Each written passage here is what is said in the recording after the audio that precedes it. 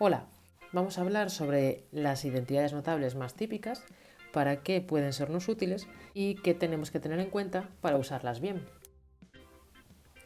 Las identidades notables, también llamadas productos notables o igualdades notables más típicas, son el cuadrado de una suma, el cuadrado de una resta y la suma por diferencia.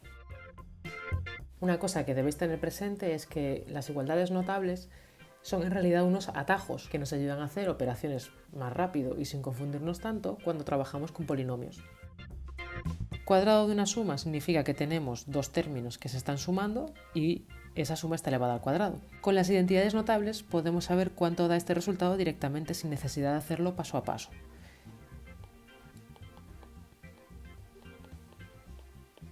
En concreto el resultado es el cuadrado del primero más el cuadrado del segundo más el doble del primero por el segundo.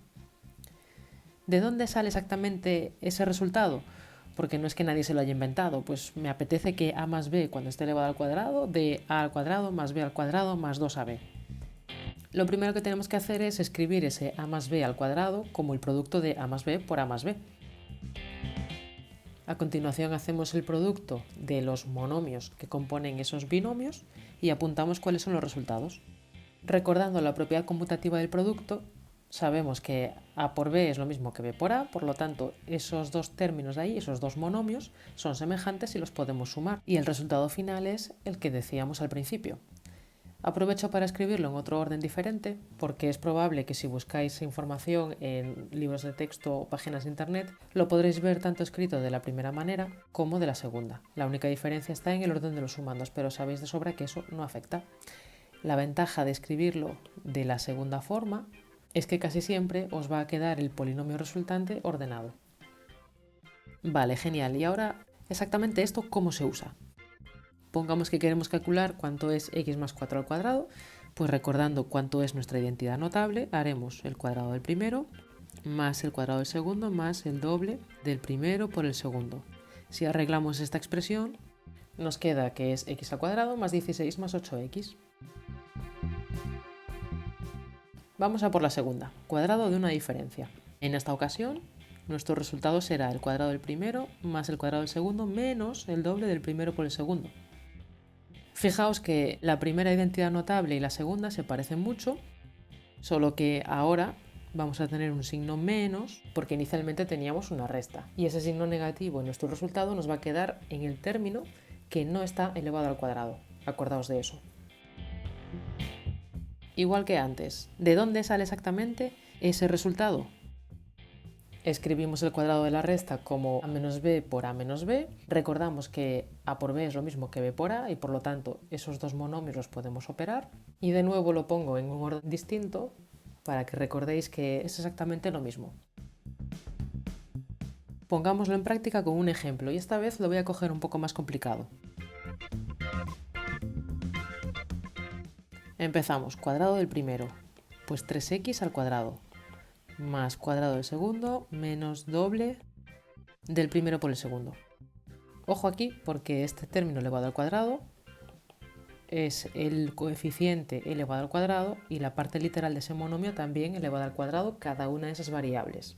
Por lo tanto, en este caso, 9x al cuadrado más 25 menos 30x será mi resultado. Y por último, suma por diferencia. Este es el más sencillo de todos. Cuadrado del primero menos cuadrado del segundo. ¿Por qué nos queda eso?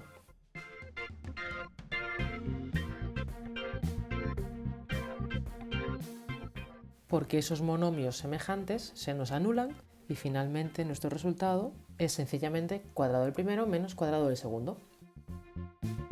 Un ejemplo un poco más complicado. Esta vez he escogido dos binomios en los cuales sus términos son monomios y además alguno de ellos tiene dos variables. Venga, no hay problema. Cogemos el primero de esos términos, lo elevamos al cuadrado y le restamos el segundo elevado al cuadrado también.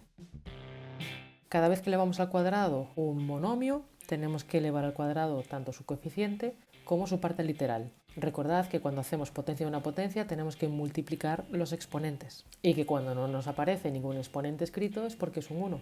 Por tanto, en este caso mi resultado es 16x a la sexta menos 25i al cuadrado z a la octava.